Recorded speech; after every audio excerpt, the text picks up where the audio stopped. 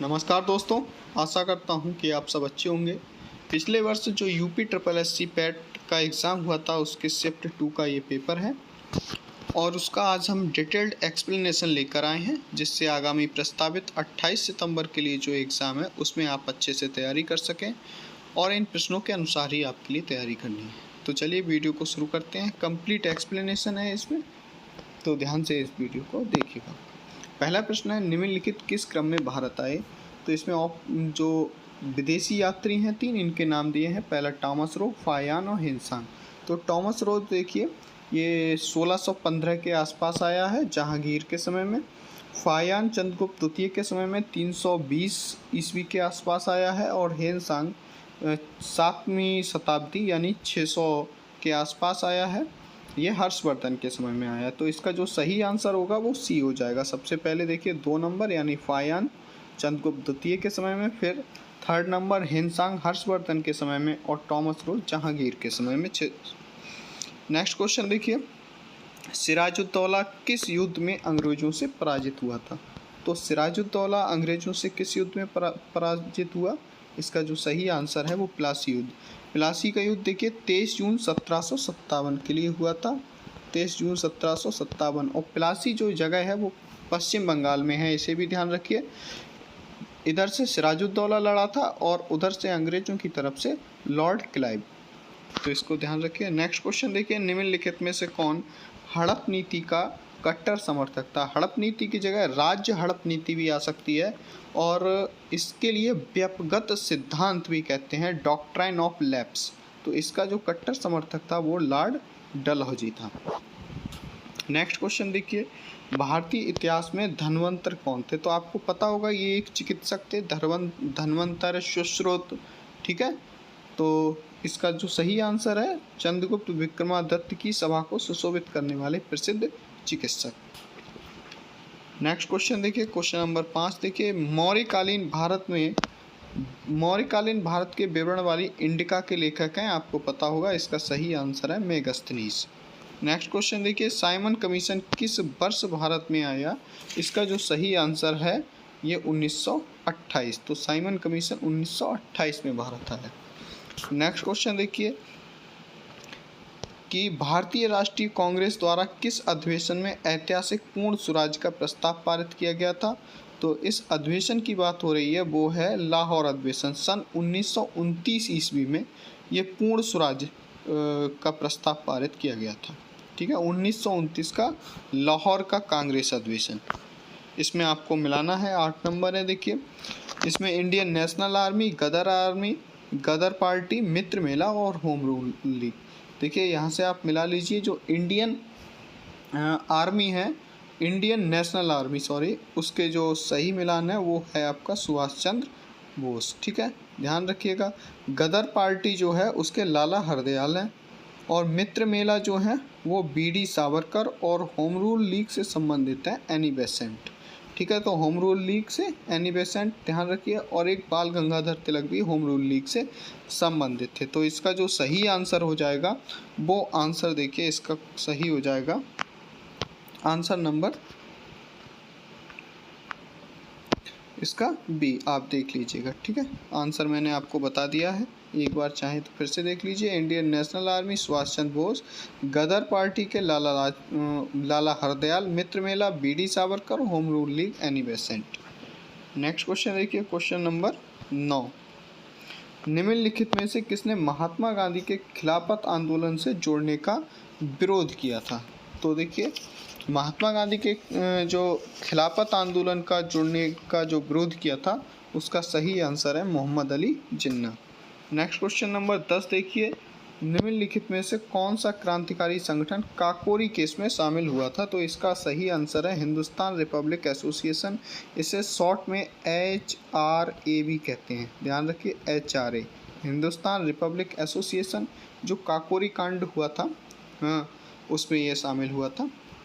इसके जो प्रमुख थे इसमें चंद्रशेखर आज़ाद, इस जो एसोसिएशन है इसके जो सदस्य थे वो चंद्रशेखर आज़ाद, राजेंद्र लाहिड़ी, अशफाक उल्ला खां।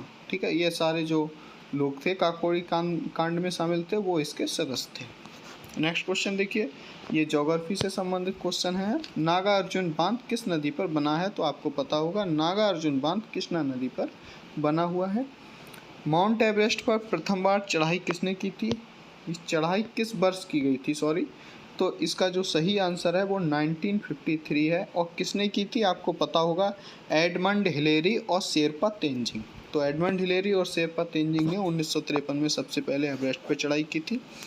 नेक्स्ट देखिए, भरतपुर में स्थित पक्षी अभयारण्य जो का नाम है भरतपुर में, तो केवलादेव घाना राष्ट्रीय पक्षी उद्यान भरतपुर में स्थित है। इसे पक्षियों के स्वर्ग के नाम से भी जाना जाता है, ध्यान रखिए इसे। भिलाई इस्पात संयंत्र के लौह अयस्क का जो स्रोत है देखिए वो दल्ली राजहरा है, ठीक है। दल्ली राजहरा जो भिलाई इस्पात संयंत्र है वो रूस की सहायता से भारत में स्थापित किया गया था, ये ध्यान रखिए। दिए गए दर्रों और उनके स्थानों का जोड़ कौन सा सही नहीं है? आपको गलत वाला बताना है, कौन सा सही नहीं है। देखिए जोजिला और बुर्जिल, देखिए जोजिला और बुर्जिल जम्मू कश्मीर, ये बिल्कुल सही है, ठीक है। और बरालाचा और सिपकिला, देखिए ये गलत है। बरालाचा और सिपकिला ये हिमाचल प्रदेश में, तो ये दूसरा गलत हो गया। और थांगला, नीति, ई पास और लिपलेक, ये भी देखिए ये भी गलत है। ये सारे जो दर्रा हैं थांगला, नीति, लिपलेक और माना, ये सब उत्तराखंड में है। नाथुला और जैपलेपला जो जैलेपला हैं ये सिक्किम में है, तो ये दोनों आंसर सही है। आपको गलत वाले बताने थे 2 और 3, तो इसमें 2 और 3 बी वाला आंसर सही हो जाएगा। नेक्स्ट क्वेश्चन देखिए, क्वेश्चन नंबर 16, किसके बढ़ने के फलस्वरूप, ये इकोनॉमी के प्रश्न है कि किसके बढ़ने के फलस्वरूप निजी निवेश में वृद्धि की अधिक संभावना है, ठीक है। निजी निवेश में कब वृद्धि ज़्यादा होगी, ठीक है, इसमें आपको बताना है। तो इसका जो सही आंसर है वो नई पूंजी पर अनुमानित प्राप्ति, ठीक है। नई पूंजी पर अनुमानित प्राप्ति, इसलिए आप पैसा किसी भी बिजनेस में कहीं तभी निवेश करते हैं जब आपको रिटर्न अच्छा मिले। तो नई पूंजी पर जब आपको अनुमानित प्राप्ति अच्छी होगी तभी आप इसमें पैसा निवेश करेंगे। नेक्स्ट क्वेश्चन है, भारत की राष्ट्रीय आय का आकलन करने वाली संस्था, राष्ट्रीय आय नेशनल इनकम का जो आकलन करने वाली संस्था है वो केंद्रीय सांख्यिकी संगठन, जिसे शॉर्ट में CSO, ठीक है, सेंट्रल स्टैटिस्टिकल ऑर्गेनाइजेशन भी कहा जाता है। सेवा क्षेत्र का दूसरा नाम क्या है, ठीक है। दूसरा नाम, यह सेवा क्षेत्र किस क्षेत्र में आता है? तो ध्यान रखिए तृतीय क्षेत्र में आता है। जो प्राथमिक क्षेत्र है उसमें कृषि आती है, ठीक है, कृषि और मत्स्य। और द्वितीय क्षेत्र है उसमें उद्योग धंधे आते हैं। और तृतीय क्षेत्र है जो उसमें इकोनॉमी का, उसमें सेवा या सर्विस सेक्टर आता है, तो इसे ध्यान रखिए। नेक्स्ट क्वेश्चन है, भारत में श्वेत क्रांति के जनक के रूप में कौन है? तो श्वेत क्रांति के जो जनक हैं वो हैं देखिए डॉक्टर वर्गीज कुरियन, ठीक है। जो आप इसमें बलवंत राय मेहता हैं, ये पंचायती राज में जो त्रिस्तरीय जो पंचायती राज है उससे संबंधित हैं। जो MS स्वामीनाथन है वो हरित क्रांति से संबंधित है। नेक्स्ट क्वेश्चन देखिए, क्वेश्चन नंबर 20, भारत में आर्थिक सुधार 1991 के दौरान प्रधानमंत्री कौन थे? तो इसके प्रधानमंत्री पूछा है 1991 के दौरान कौन थे, तो इसका सही आंसर है PV नरसिम्हा राव। आपके लिए प्रधानमंत्री और राष्ट्रपति सभी देख लेने जरूरी हैं क्योंकि इस तरीके के प्रश्न आ सकते हैं। और अभी राष्ट्रपति का चुनाव हाल ही में संपन्न हुआ है, तो इस तरीके के प्रश्न आप देख लीजिए जरूर। भारत में संविधान में इनमें से क्या राज्य सूची में सम्मिलित नहीं है? कौन सा जो है राज्य सूची में सम्मिलित नहीं है? देखिए वो इसका आंसर है दंड प्रक्रिया संहिता, ये समवर्ती सूची में शामिल है। देखिए इसमें 3 सूचियां होती हैं भारतीय संविधान में, एक तो होती है केंद्रीय सूची, राज्य सूची और समवर्ती सूची। तो पुलिस, कानून व्यवस्था, जेल जैसे जो विषय हैं वो राज्य सूची में सम्मिलित हैं, और दंड प्रक्रिया संहिता और शिक्षा जैसे जो विषय हैं वो समवर्ती सूची में सम्मिलित हैं। क्वेश्चन नंबर 22 देखिए, निम्नलिखित में से क्या भारतीय संविधान की मुख्य विशेषता नहीं है? भारतीय संविधान की विशेषता नहीं है, देखिए अर्धसंघीय रचना बिल्कुल सही है, और प्रतिबद्ध न्यायतंत्र ये नहीं है, क्योंकि अभी मैं इसका कारण बताऊंगा। शक्तियों का वितरण सही है, केंद्र और राज्यों के, और समवर्ती सूची में अभी बताया था शक्तियों का वितरण, लिखित और संविधान की सर्वोच्चता बिल्कुल सही है। चूँकि भारत में संविधान की सर्वोच्चता है इसलिए प्रतिबद्ध न्यायतंत्र नहीं है। इसका दूसरा कारण और भी है कि संसद जो है युक्त किसी भी चीज़ पर प्रतिबंध लगा सकती है। तो भारत में संविधान सर्वोच्च संस्था है, तो इसलिए जो बी आंसर है वो आपका कौन सा नहीं पूछा है, इसलिए ये सही हो जाएगा। क्वेश्चन नंबर 23 देखिए, निम्न में से क्या भारतीय नागरिकों को आर्थिक न्याय प्रदान करता है। तो आपको ये बताना है कि कौन सा जो ऐसा है वो आर्थिक न्याय प्रदान करता है। देखिए, आर्थिक न्याय की जो बात की गई है मौलिक अधिकार में नहीं है, सिर्फ लोक नियोजन के विषय में अवसर की समानता की तो बात करता है मौलिक अधिकार, लेकिन इसमें आर्थिक न्याय नहीं है। मौलिक कर्तव्य में भी नहीं है। जो आर्थिक न्याय की बात है वो राज्य के नीति निर्देशक सिद्धांत में है। ठीक है। और नेक्स्ट क्वेश्चन देखिए, क्वेश्चन नंबर 24, भारतीय संविधान का कौन सा अनुच्छेद राज्य सरकारों को ग्राम पंचायतों के गठन के लिए निर्देशित करता है। तो इसको ध्यान रखिए, अनुच्छेद 40 नंबर है 40। त्रिस्तरीय पंचायती राज व्यवस्था का विचार किसने दिया था। थोड़ी देर पहले मैंने अभी बताया था, बलवंत राय मेहता समिति 1957। नेक्स्ट क्वेश्चन देखिए, बिजली का जो प्रवाह है सर्किट में कब होता है। तो इसका देखिए सही आंसर है स्विच बंद होने पर। ठीक है। नेक्स्ट क्वेश्चन देखिए, प्रतिरोध की एसआई आपको पता होगा, बी बराबर जो होता है एम, प्रतिरोध की एसआई इकाई क्या है। ठीक है। बी बराबर जो आई आर होता है, आई आर, तो आपको आर बताना है रेसिस्टेंस। तो रेसिस्टेंस की जो एसआई इकाई है वो ओम है। नेक्स्ट क्वेश्चन देखिए, नींबू का खट्टा स्वाद इनमें से किन की उपस्थिति के कारण होता है। तो नींबू में देखिए सिट्रिक एसिड होता है और इसलिए इसका खट्टा स्वाद होता है। ठीक है।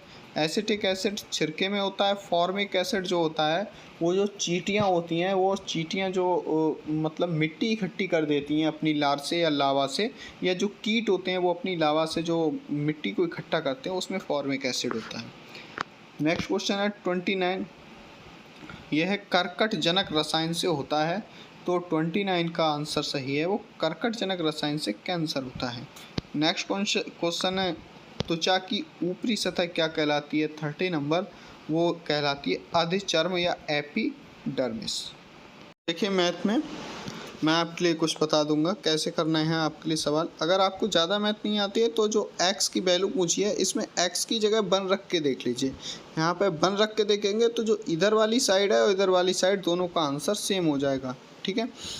इधर देख लीजिए वैसे सॉल्व करके कि ये हो जाएगा 169 + 1 और प्लस ये 27 है। तो इसमें हम क्या करेंगे, इधर 1 नीचे लिख लेंगे तो 169, इसका एलसीएम ले लेंगे तो 169 होगा, और 169 इंटू 1 169 प्लस इसमें 27 जोड़ देंगे तो इसमें 196 हो जाएगा। तो 196 का जो अंडर रूट निकालेंगे वो 14 होगा और 169 का 13 होगा। तो देखिए यहाँ पर कितना होना चाहिए, यहाँ x की जगह अगर 1 होता तो 13 बन जा 13 + 1। ठीक है। तो 14 हो जाता। तो इसका जो सही आंसर होगा वो 1 हो जाएगा। नेक्स्ट क्वेश्चन देखिए कि 37 सही 1/2 में कुल कितने 1/8 हैं। इस तरीके का अगर जैसे मान लीजिए कि 10 में कुल कितने 2 हैं, तो आप क्या करेंगे, 10 को 2 से डिवाइड कर देंगे। बस सिंपल यही करना है आपको। तो 37 सही 1/2 के लिए जो है, इसके लिए आप 1/8 से डिवाइड कर देंगे। अब आपको डिवाइड कैसे करना है कि पहले तो जो 37/2 है ये एक मिश्र नंबर है, तो इसके लिए सामान्य नंबर में जैसे बदल लेंगे साधारण भिन्न में। तो 37 दूनी 74, एक 75/2 हो जाएगा। ठीक। अब इसका बटा 1/8 कर देंगे।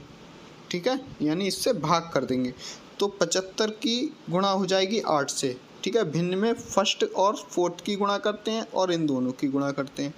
तो 75 गुणा कितना हो जाएगा 8 और 2 गुणा 1। ठीक है। तो 2 चौक 8 और 75 चौका 300। तो इसका आंसर कितना हो जाएगा, देखो 300। नेक्स्ट क्वेश्चन देखिए 33 है, तो इसका आपको सॉल्यूशन निकालना है। देखिए इसमें कुछ नहीं करना है, इधर भी इकाई की तरफ से देखते हैं, इकाई की तरफ से पॉइंट हटाएंगे तो 1 के बाद पॉइंट है, इधर भी 1 के बाद पॉइंट है, हटा देंगे तो ऊपर हो गया 361, नीचे हो गया 1024। तो 361 का स्क्वायर रूट निकालेंगे तो ये 19 होता है और 1024 का निकालेंगे तो ये जो है 32 आ जाएगा। तो इसका जो सही आंसर होगा वो 19/32, सी आंसर सही होगा। एक शहर की जनसंख्या में 4% की वार्षिक वृद्धि होती है, परंतु स्थानांतरण के कारण 1.5% तक घट जाती है। 3 वर्षों का प्रतिशत होगा। आप साधारण जो भिन्न वगैरह के सवाल हैं इसमें करेंगे आप जो चक्रवृद्धि ब्याज के जो सवाल आते हैं वहाँ से सॉल्यूशन लगा के। तो ये बहुत आसान प्रश्न है, 10.8 इसका आसानी से आंसर आ जाएगा। तो चूँकि इधर आ नहीं पाएगा सवाल, इसलिए मैं इसको अभी छोड़ देता हूँ, ठीक है। बाद में मैं नेक्स्ट सीरीज चलाऊँगा इसके लिए स्पेशल, तो उसमें कंप्लीट सॉल्यूशन करा दूँगा इनका। देखिए 13 परिणामों का औसत 68 है, पहले 7 का 63 है, तो आखिरी 7 का 70 है। तो 7 में एक परिणाम क्या है? देखो इसमें कुछ नहीं है, मैं आपको बता दूँ। जो पहले 7 का 63 है ना, इसके 7 गुणा 63 कर लीजिए। आखिरी 7 का 70 है तो 7 गुणा 70 कर लीजिए, और जो भी आंसर आए उसको जोड़ लीजिए, ठीक है। क्या करना है? उसको ऐड कर लेना है, ठीक है। फिर जो 13 परिणामों का औसत 68 है, फिर जो 13 गुणा 68 कर लीजिए, और इसको जो यहाँ पे ऐड आएगा उसमें से ये घटा दीजिए, तो जो 7वां परिणाम है आपका आसानी से निकल आएगा। तो वो आएगा आपका जो निकल के आंसर वो है 47। नेक्स्ट क्वेश्चन देखिए, निम्न में से तीक्ष्ण शब्द का विलोम क्या है? तो तीक्ष्ण शब्द का जो विलोम होगा वो है कुंठित, ठीक है। गजबदन का पर्यायवाची क्या है? गजबदन का जो पर्यायवाची यानी एक समानार्थी शब्द है वो गणपत है। नेक्स्ट देखिए, कांटों से भरा हुआ वाक्य के लिए नीचे दिए गए विकल्प में से एक शब्द चुनना है। कांटों से भरा हुआ तो कंकटाकीर्ण, ठीक है। कंटक नहीं होगा, वो तो कांटे पत्थर हो जाते हैं। विकीर्ण भी नहीं होगा, कुचैला भी नहीं होगा। कुचैला गंदे के लिए कहते हैं। दूध का दूध और पानी का पानी मुहावरा करना, मुहावरे का अर्थ है। इसका मतलब क्या होता है? आपको पता होगा कि उचित निर्णय, बिल्कुल एकदम दूध का दूध पानी का पानी बिल्कुल सही बिल्कुल कर देना, तो उचित निर्णय करना, ठीक है, राइट डिसीजन। शुद्ध वर्तनी का जो चयन करना है, तो शुद्ध वर्तनी देखिए बहिष्कार होता है, ठीक है, वाहिष्कार नहीं होता है, बही। तो इस पे बा के बाद डंडा नहीं होगा और हा पे छोटे ई की मात्रा होगी। नेक्स्ट क्वेश्चन देखिए, क्वेश्चन है इसमें आपको पैसेज दिया हुआ है, उसमें से आपको आंसर छांटने हैं। तो मैं यहाँ पे आंसर आप बहुत आसानी से छांट सकते हैं। मैं इसके आंसर कुछ बता दे रहा हूँ। जो 41वां है, the other sat peering into the darkness bleak house. तो देखिए आंसर इसका बहुत आसान है। अगर आप ऊपर जाएंगे तो यहाँ पर मिल जाएगा आपको। यहाँ पे लिखा हुआ है जो made that the fear impossible soon and I set up the into the dark night and occasionally glancing at the round window in the sight. आप इसके लिए पढ़ लेंगे तो बहुत आसानी से आप इसका आंसर निकाल सकते हैं। इसका आंसर है सीबास, क्योंकि वह डर गया था, सीबास एफ्रेड, ठीक है। नेक्स्ट क्वेश्चन है, the author jumped out to bed because, उसने वह कूदा क्यों? क्योंकि a cold breeze blew past in his face. जब आप पढ़ेंगे तो बिल्कुल आपको आंसर समझ में आ जाएगा। नेक्स्ट क्वेश्चन है, which one of the following did the other do the first. तो जो इसका जो सही आंसर है वो होगा बी, क्लाइंबिंग इनटू बेड। अभी बिल्कुल क्वेश्चन भी यही था। Give synonyms for the word, आपको प्राइड, प्राइड का मतलब होता है गर्व करना, तो इसका डिग्निटी, ठीक है, सिनोनिम्स बताना है।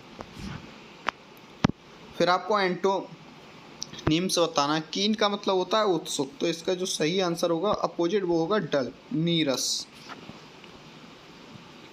निम्न में से शब्द का चयन कीजिए। जिस प्रकार कुत्ता के काटने से रेबीज होता है, उसी मच्छर के काटने से कौन सा रोग? मलेरिया हो जाता है। उचित शब्द का चयन कीजिए, ठीक है। जो बाकी से मेल नहीं खाता है ऐसे शब्द का चयन करना है। देखिए इसमें नन, धर्म संगनी, मुनि धर्म संगनी, ये पादरी, ये सब अपने अपने धर्म, पादरी होता है ईसाई धर्म का प्रमुख, ठीक है, नन भी धर्म प्रमुख होता है, मुनि ये भी धर्म प्रमुख, तो सूरवीर। तो इसका ऑप्शन बी सही हो जाएगा। कि इसे लिखा जाता है ये, तो एडवांटेज को क्या लिखा जाएगा? देखिए ध्यान से देखिए, जो COMP है से P तक, ठीक है, इसको उल्टा करके लिख दिया है, फिर यू और टी को उल्टा करके लिख दिया है, फिर आखिरी 4 शब्दों को पहले ई से शुरू करके लिख दिया है लास्ट वाले से। तो इसमें भी यही करेंगे, पहले 4 को उल्टा कर देंगे, फिर टी को इधर कर देंगे, एन को इधर कर देंगे, फिर हम एस से लिखना शुरू कर देंगे लास्ट वाले से, और ए सबसे लास्ट में आएगा। तो आपको ध्यान रखना है, मैंने बताया ए सबसे लास्ट में आएगा, और हमने A B A D A यहाँ से शुरू होगा, तो बी आंसर सही हो जाएगा। ठीक है, बहुत सरल सवाल है। एक आदमी ने एक महिला से कहा, तुम्हारी माँ के पति की बहन मेरी बुआ है। वह महिला उस आदमी से किस प्रकार संबंधित है। ठीक है, तुम्हारी माँ के पति की बहन जो है मेरी बुआ है। तो बुआ आप अपने आप लगाइए, आपकी कौन होंगी, आपके पिताजी की बहन। तो ये बात किसने कही होगी, पिताजी की बहन ने। बहुत सिंपल आंसर है और कुछ नहीं करना है आपको। ये देखिए 18 फरवरी 2005 को शुक्रवार है, तो 18 फरवरी 2007 को कौन सा दिन होगा। देखिए इसके लिए मैं कैलेंडर की अलग सीरीज़ बताऊंगा, उसमें से आप कर सकते हैं। तो इसका जो सही आंसर है वो रविवार होगा। भारत के उस प्रथम राज्य का नाम क्या है जिसने अपने सभी निवासियों को स्वास्थ्य बीमा प्रदान किया है। ठीक है, नेक्स्ट क्वेश्चन है जो 51 वाला। तो इसका जो सही आंसर है, ये करंट का है, तो इसका जो सही आंसर है वो है राजस्थान। नेक्स्ट क्वेश्चन देखिए कि आरबीआई ने 22 जनवरी 2021 को किस नए भुगतान तंत्र को जारी करने पर प्रतिबंध लगा दिया गया है, नए कार्ड जारी करने पर प्रतिबंध लगा दिया है। तो इसका जो आंसर है वो है मास्टर कार्ड। ठीक है, अभी आपको ई रुपए के बारे में थोड़ा सा पढ़ लीजिए, ये बहुत ज़्यादा इम्पोर्टेंट है। योग के बारे में जागरूकता बढ़ाने के उद्देश्य से जो है भारत में किस मोबाइल ऐप नमस्ते योग का शुरू किया गया, किस मंत्रालय द्वारा, आपको बताना है। तो ये देखिए आयुष मंत्रालय इसका सही आंसर है। नेक्स्ट क्वेश्चन देखिए कि टोक्यो पैरालंपिक 2021 में भारतीय दल के ध्वजवाहक कौन रहे हैं। तो आपको ये पता होगा, इसका जो सही आंसर है वो है बी है। ये करंट से संबंधित है, तो मरियप्पन थंगवेलु। 2021-22 के दूसरे क्वार्टर जुलाई सितंबर के सुकन्या समृद्धि खाते की ब्याज दर कितनी है। तो ये 7.6 है। ये करंट से संबंधित सवाल है। भारतीय सेना ने कश्मीर में एक फायरिंग रेंज का नाम किस अभिनेत्री के नाम पर रखा है। तो इसका जो सही आंसर है वो विद्या बालन है। नेक्स्ट देखिए 57 वर्ष 2021 के लिए किस देश का पासपोर्ट विश्व में सबसे शक्तिशाली पासपोर्ट की श्रेणी में है। तो ये हमेशा जो है आंसर रहता है इसका जापान। लगभग हर बार जापान ही रहता है। तमिलनाडु विधानसभा 2021 का चुनाव किस राजनीतिक दल ने जीता है, आपको ये बताना है। तो वहाँ पर देखिए AIDMK और ये DMK, इसका ज़्यादा मतलब वहाँ पर सिस्टम है। तो आप देखिए DMK आंसर इसका सही है। वैश्विक शांति सूचकांक 2021 में कौन सा देश शीर्ष पर है। तो 59 का आइसलैंड। देखिए आइसलैंड जो शांति सूचकांक में आइसलैंड रहता है, और जो हैप्पी इंडेक्स आता है ना, ये ग्लोबल पीस इंडेक्स है। ग्लोबल हैप्पी इंडेक्स में हमेशा फिनलैंड रहता है। ध्यान रखिए फिनलैंड है अगर हैप्पी इंडेक्स आए तो। कौन सी राज्य सरकार ने मुख्यमंत्री दलित शक्तिकरण योजना को लागू किया है। तो इसका जो सही आंसर है वो है तेलंगाना। आपको ये करंट के सवाल हैं, आपको मिल जाएंगे किसी भी ईयरली करंट बुक में। निम्नलिखित में से किस देश को थंडर ड्रैगन की भूमि के नाम से जाना जाता है। तो ये देखिए इसका जो सही आंसर है वो है भूटान। थंडर ड्रैगन रियाद किस देश की राजधानी है। तो देखिए राजधानियाँ जरूर याद कर लीजिए विश्व के प्रमुख देशों की, और लगभग 200 देश हैं तो उनकी सभी की याद कर लीजिए। इसका जो सही आंसर है वो सऊदी अरब है। नेक्स्ट क्वेश्चन देखिए क्वेश्चन नंबर 13, क्षेत्रफल की दृष्टि से भारत का निम्न में से कौन सा राज्य सबसे छोटा है। तो जो सबसे छोटा राज्य है वो है गोवा। राज्यसभा के चुने हुए सदस्यों का कार्यकाल कितने वर्ष होता है, आपको पता होगा 6 वर्ष होता है। ठीक है, इसका जो 6 वर्ष होता है कार्यकाल, और प्रत्येक 2 वर्ष पर जो है 1/3 सदस्य जो है मतलब सेवानिवृत्त इससे हटते रहते हैं। विश्व में संयुक्त राष्ट्र दिवस कब मनाया जाता है। ये 24 अक्टूबर को मनाया जाता है। अंतर्राष्ट्रीय न्यायालय देखिए कहाँ है, द हेग में है, इसे नीदरलैंड में। विश्व प्रसिद्ध खजुराहो मंदिर जो कि चंदेल शासकों द्वारा बनवाए गए थे, कहाँ है, ये मध्य प्रदेश में है। चंदेल शासक नन्नुक, ठीक है, इन्होंने बनवाए थे इसे। प्रसिद्ध नव कालबेरा उत्सव निम्नलिखित में से किस राज्य से संबंधित है? ठीक है, ये आपको बताना है। तो इसका जो सही आंसर है वो है उड़ीसा। कालेबारा उत्सव। ठीक है, निम्नलिखित में से कौन सी एक हरित गैस नहीं है? तो आपको पता होगा नाइट्रोजन हरित गैस नहीं है, बाकी मीथेन, CH4, कार्बन डाइऑक्साइड और क्लोरोफ्लोरोकार्बन ये ग्रीन हाउस गैसेस हैं। अर्जुन पुरस्कार किसके लिए दिए जाते हैं? 70 नंबर।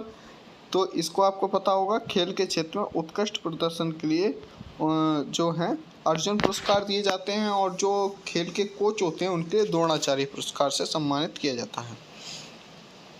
नेक्स्ट एक पैसेज दिया है और उसमें से जो है क्वेश्चन छांटने हैं आंसर। तो मैं इसमें से आंसर आपके लिए बता दे रहा हूँ।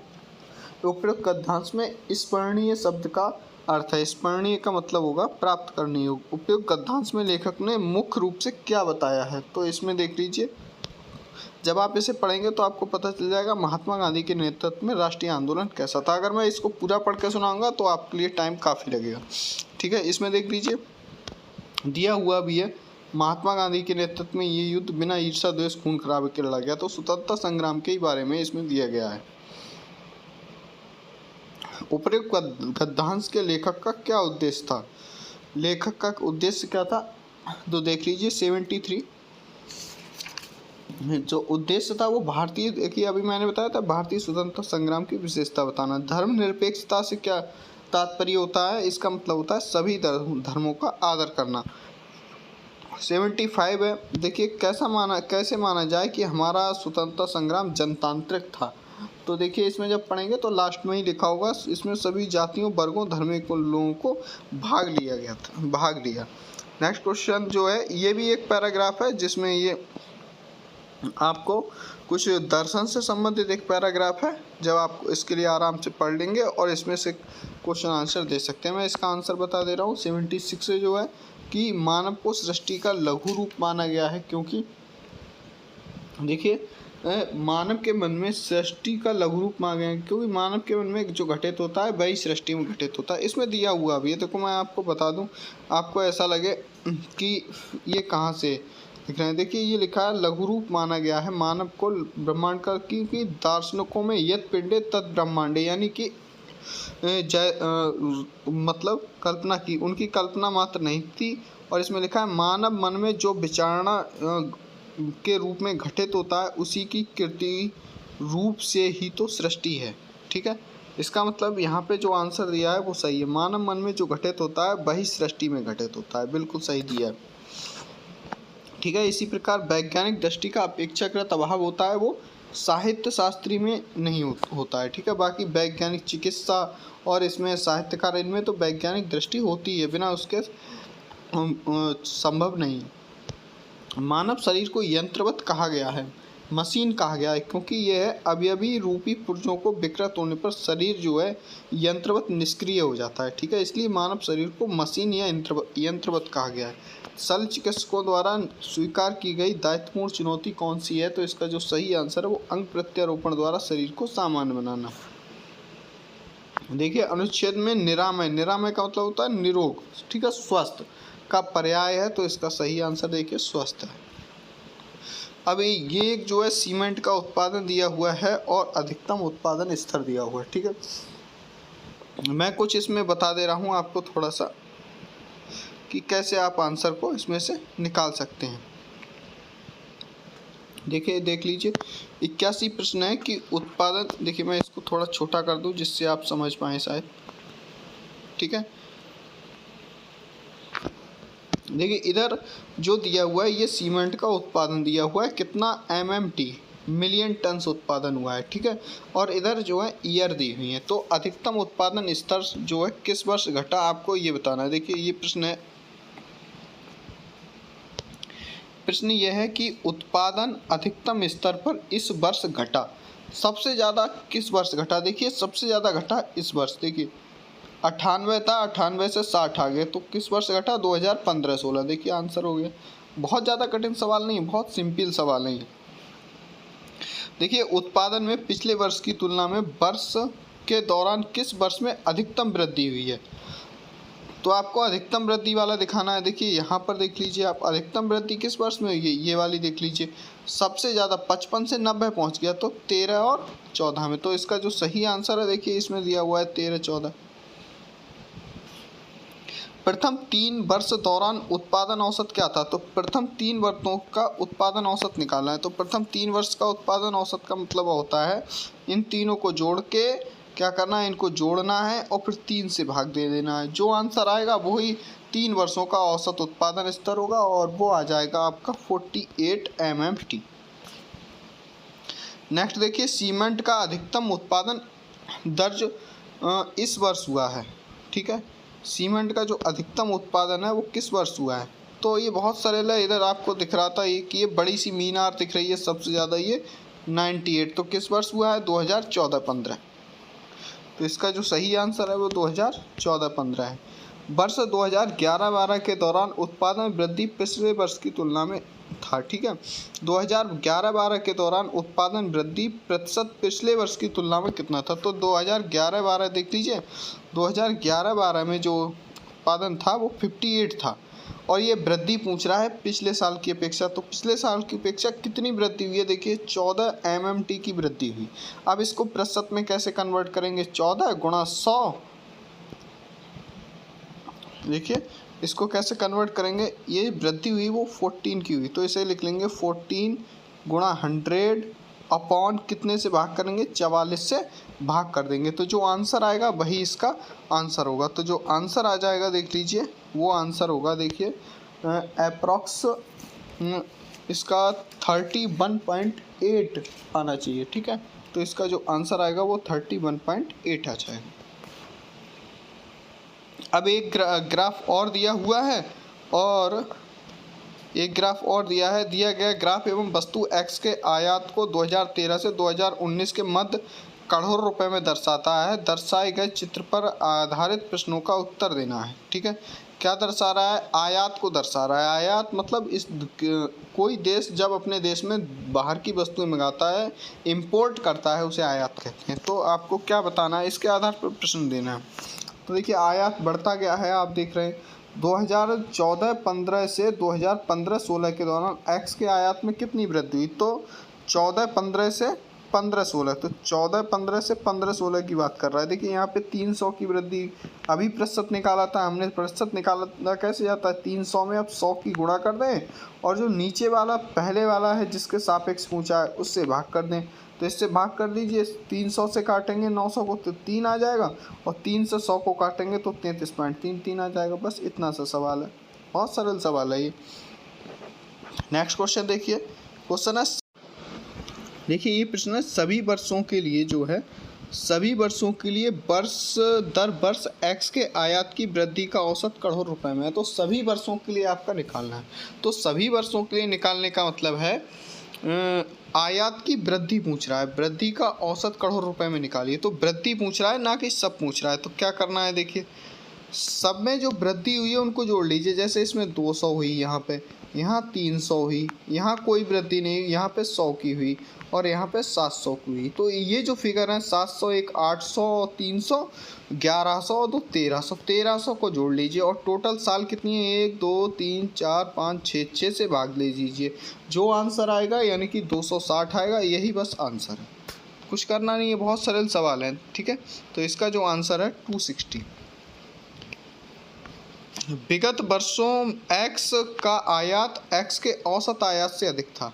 तो x का आयात x के औसत आयात निकालना है। तो पहले तो ये थोड़ा सा टेक्निकल प्रश्न है, इसमें पहले तो क्या निकालना होगा कि x का औसत आयात निकालना होगा। तो औसत आयात का मतलब कैसे निकालेंगे, औसत इन सबको पहले जोड़ना है और जोड़ के 6 वर्ष हैं तो 6 वर्ष से भाग कर देना है। ठीक है, जो आयात आ जाएगा उसमें ये देखना है कि विगत कितने वर्षों में उसका जो आयात है वो आयात से, मान लीजिए इन तीनों को जोड़ के मैं बता दूंगा आपके लिए, जो औसत आयात आया वो 1216 आएगा। ठीक है, 1216.6 आएगा। अब 1216.6 से किन वर्षों में आयात ज़्यादा रहा तो वो आपको बताना है। तो कितने वर्षों में ज़्यादा रहा है देख लीजिए, एक 1300 रहा, एक इस वर्ष में और एक 2000, तो 2 वर्षों में बस ज़्यादा रहा है, तो ये 2। ठीक है। औसत मैंने कैसे निकाला, इन सभी को जोड़ा था और 6 से भाग कर दिया था। 89 नंबर क्वेश्चन है, एक्स के औसत आयात से अधिक आयात और एक्स के औसत आयात से कम आयात के वर्षों का भी औसत आयात तो निकाला था। एक्स का औसत आयात 1216.6 आया था, ठीक है।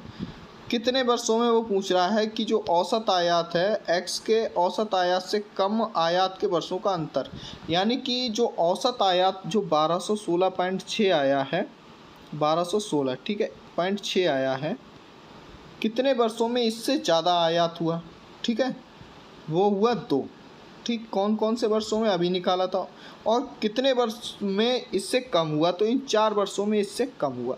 इन दोनों का अंतर पूछ रहा है, तो इन दोनों का अंतर करोगे तो आ जाएगा भैया 2, तो इसका आंसर सही होगा 2। देखिए ये प्रश्न है, वर्ष 18-19 के दौरान वर्ष 18 एक्स के आयात में प्रतिशत वृद्धि सभी वर्षों के एक्स के आयात में उसके औसत से कितनी अधिक है, ठीक है, तो ये दिखाना है। तो इसी तरीके से औसत वृद्धि निकाल लेंगे, जो औसत वृद्धि निकाल लेंगे, और इस 18-19 में वृद्धि 700 हुई थी, ठीक है, जो 18-19 में वृद्धि 700 हुई है, औसत वृद्धि से उसको डिवाइड कर लेंगे, यहाँ 100 से गुणा कर लेंगे। औसत वृद्धि 1300 आई थी, थोड़ी देर पहले बताया था। औसत वृद्धि कैसे निकलेगी, इन सब का योग करेंगे और उसे 6 से भाग कर देंगे, तो आपका आंसर आ जाएगा। जो आंसर आएगा वो आएगा आपका 64.38। अभी 10 क्वेश्चन रह गए हैं, मैं बहुत जल्दी से कोशिश करूंगा इनको कवर करने की। इस ग्राफ के पोर्शन को मैंने इसलिए कराया है क्योंकि इससे कई लगभग 20 प्रश्न आए हैं, इसलिए इसे करना ज़्यादा ज़रूरी है। देखिए इधर एक तरफ कुछ दिन दिए हैं और ABCD वस्तुएं दी हैं कि वो बेची जाती हैं, ठीक है, उनकी बिक्री कैसे कैसे होती है, ठीक, बिक्री होती है।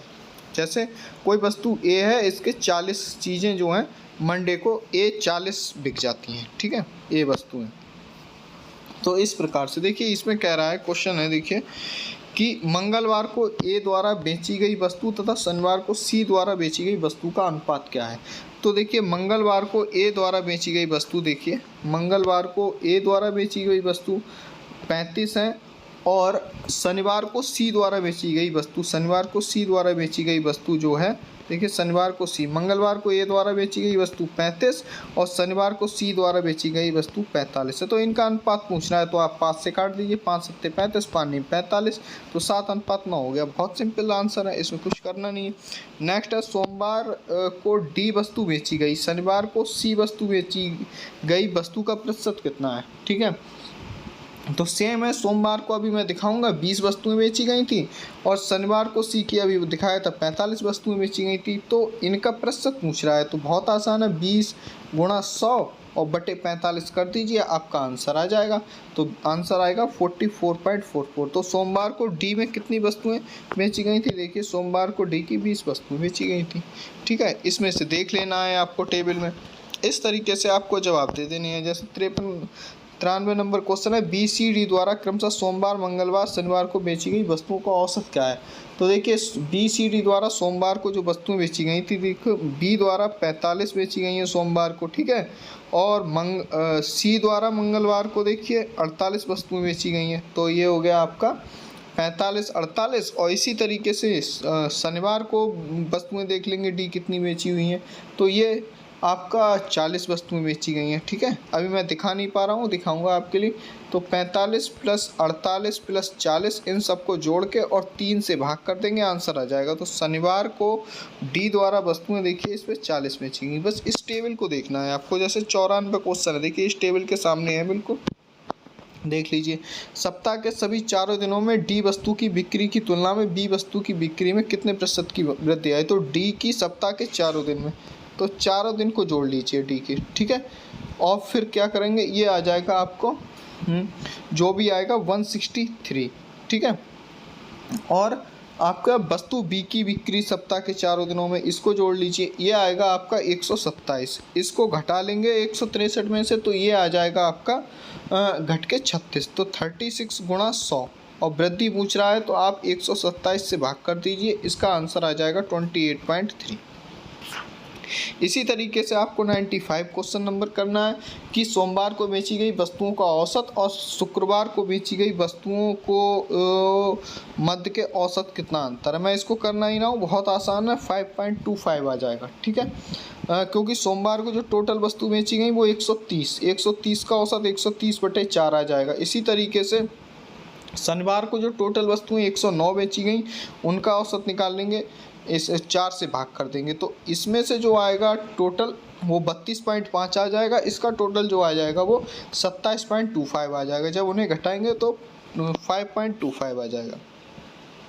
इसी तरीके से देखिए एक टेबल दी है और गेहूं, चावल, बाजरा, मक्का, जौ, दालें, इनका उत्पादन दिया हुआ है प्रत्येक वर्ष में। तो आपको आंसर बताना है। मैं बहुत जल्दी से कर देता हूं क्योंकि वीडियो काफ़ी लंबा हो चुका है। वीडियो को प्लीज़ सब्सक्राइब ज़रूर कर दीजिए, कमेंट करके बताइए कुछ कमी है तो वीडियो में, जिससे हम आपके नेक्स्ट टाइम और अच्छी वीडियो बना पाएँ। ठीक है, मैं कोशिश करूँगा आपके लिए।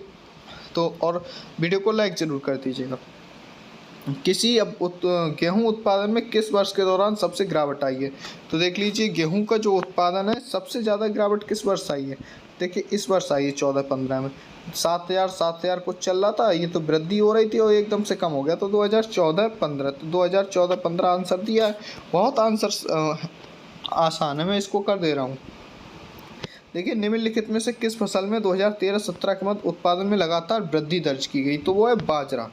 ठीक है, देखो 2013-17 के मध्य उत्पादन में लगातार 13 के बाद जो है उत्पादन में लगातार वृद्धि जो की गई वो देखिए यहाँ पे देख लीजिए, देखिए ये लगातार वृद्धि हुई है इसमें। ठीक है, 2013-14 के बाद। ठीक, बस इतना देखना है आपको। नेक्स्ट क्वेश्चन है, देखिए 2010-11 से 2016-17 की अवधि के मध्य आलू के औसत उत्पादन क्या रहा। तो 2011 से 2016-17 के मध्य जितना भी आलू पैदा हुआ उसको जोड़ लीजिए और जितनी सालें हुई उनसे भाग कर दीजिए, आंसर अपने आप आ जाएगा 253.86। नेक्स्ट है कि 2016-17 के मध्य इनमें से किन फसल के उत्पादन में पिछले वर्ष की तुलना में गिरावट दर्ज की गई। तो आप देख लीजिए इसका जो आंसर है वो चावल है। 2016-17 की बात कर रहा है, इसके मध्य में किस फसल के उत्पादन में पिछले वर्ष की तुलना में गिरावट दर्ज की गई। तो देखिए इस चावल, ये राइस देखिए 826 था और ये 812 पे आ गया। ठीक है, देख लीजिए आप 826 से 812 पे आ गया। ठीक, आखिरी क्वेश्चन है, आलू का उत्पादन 2015-16 में 2010-11 का अंदाजन कितना गुणा है। 15-16 में 2010-11 का कितना अंदाजन गुणा है। तो 15-16 में 10-11 का कितना अंदाजन गुणा है। तो 210 का ये 400, तो 400/210 कर लेंगे और लगभग आंसर जो आ जाएगा वो 1.9 कुछ करके आ जाएगा। तो इसका जो सही आंसर होगा 1.90। आशा करता हूँ आपको वीडियो अच्छा लगा होगा। कमेंट करके ज़रूर बताइए आपको किस प्रकार के वीडियो इससे संबंधित चाहिए। तो वीडियो को लाइक ज़रूर करें, सब्सक्राइब ज़रूर करें और वीडियो में कोई परेशानी हो तो आप कमेंट करके प्लीज़ ज़रूर बताइए। मिलते हैं नेक्स्ट वीडियो में, तब तक के लिए आपसे जय हिंद।